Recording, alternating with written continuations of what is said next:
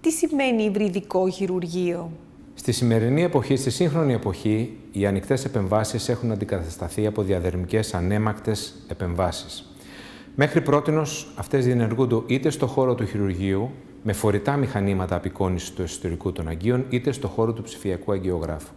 Ο κάθε ένας από αυτούς τους χώρους έχει προτερήματα και ελαττώματα.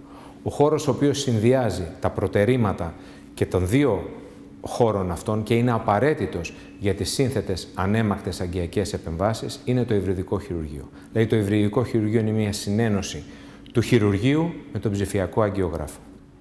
Ποιες είναι οι δυνατότητες του? Σε ένα υβριδικό χειρουργείο τελευταίας γενιάς πολλαπλών ειδικοτήτων, όπως είναι αυτό στο οποίο είμαστε αυτή τη στιγμή, εκτελούνται πρακτικά όλες οι ανέμακτες, όλες οι διαδερμικά ανέμακτες επεμβάσεις και όλες οι ανοιχτές επεμβάσεις από όλες τις ιατρικές ειδικότητες.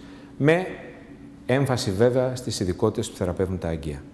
Πότε υπάρχει ανάγκη διενέργειας σύνθετων ενταγγειακών επεμβάσεων? Η ανάγκη αυτή υπάρχει σε κάθε επέμβαση, διότι ποτέ δεν ξέρουμε ποια απλή επέμβαση θα γίνει σύνθετη.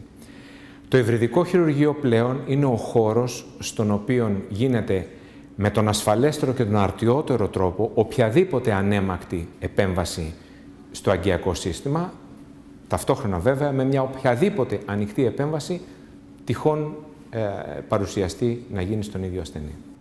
Ποια είναι τα ωφέλη για τον ασθενή? Τα ωφέλη για τον ασθενή είναι πάρα πολλά. Καταρχάς, η ύψιστη ασφάλεια. Δεύτερον, διενέργεια ανέμακτων επεμβάσεων σε ένα μεγαλύτερο ποσοστό ασθενών. Τρίτον, διενέργεια είτε ανέμακτων είτε ανεκτών επεμβάσεων σε πολλαπλά σημεία του αγγειακού συστήματος στον ίδιο ασθενή, στην ίδια επέμβαση.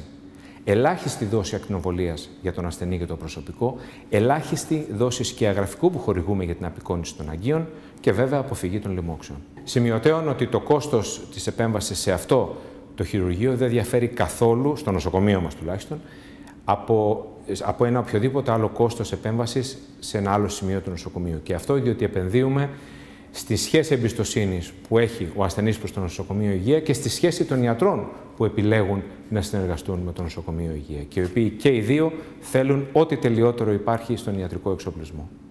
Πλέον με αυτόν τον τρόπο θα πρέπει να γίνονται όλες οι ενταγγειακές επεμβάσεις? Αναμφισβήτητα ναι, διότι το υβριδικό χειρουργείο είναι το ασφαλέστερο μέρος και το αρτιότερο μέρος για να γίνει μια οποιαδήποτε ανέμακτη είτε ανοιχτή επέμβαση στον αγγειακό ασθενή.